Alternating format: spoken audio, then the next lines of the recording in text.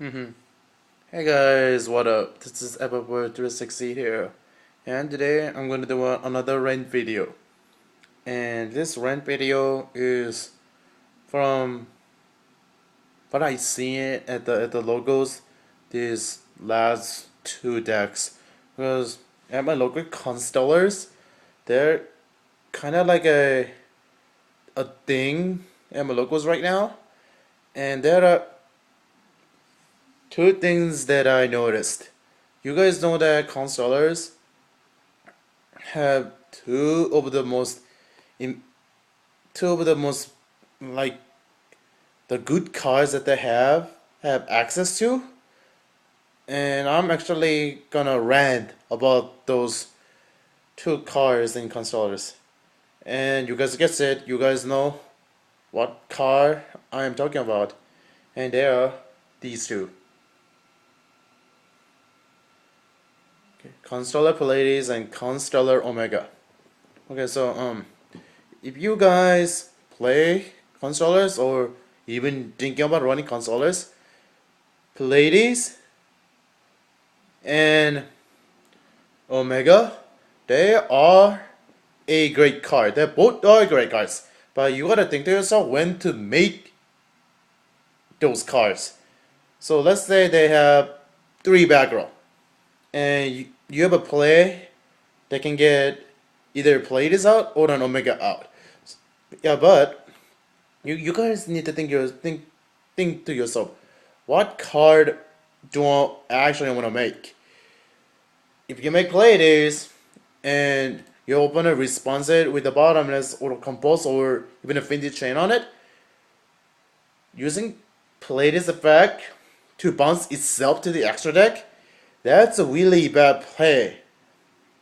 If they actually have three back row, making Omega is a better play, because if you make Pleiades, you literally have two options.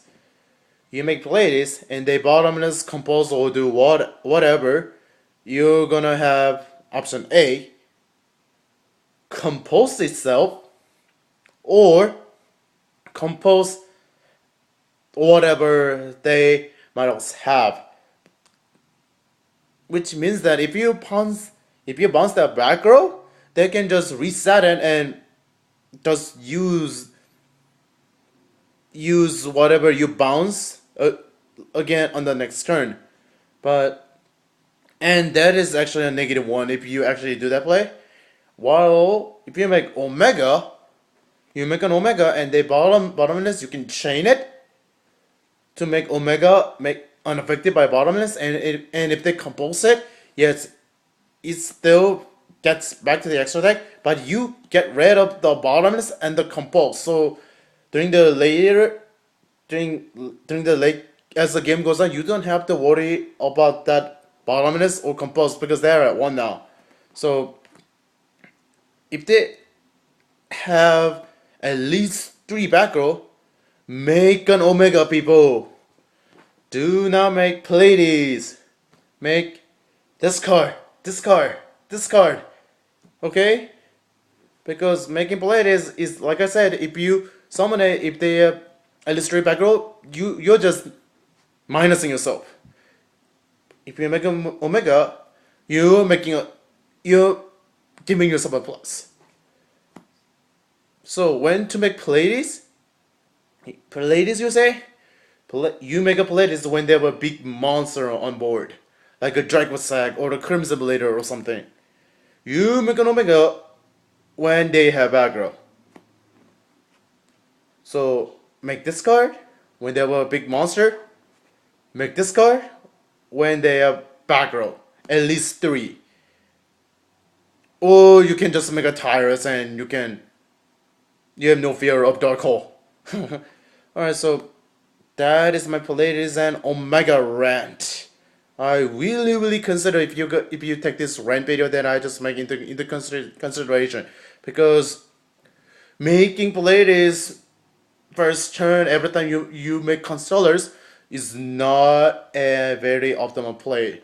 There is this card also, which is I honestly think is better than Pleiades, especially in this format.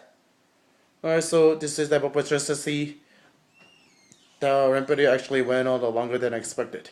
So this is Papa 360 signing out. Do not make this, people. Make this more often. Signing out. Peace out, guys.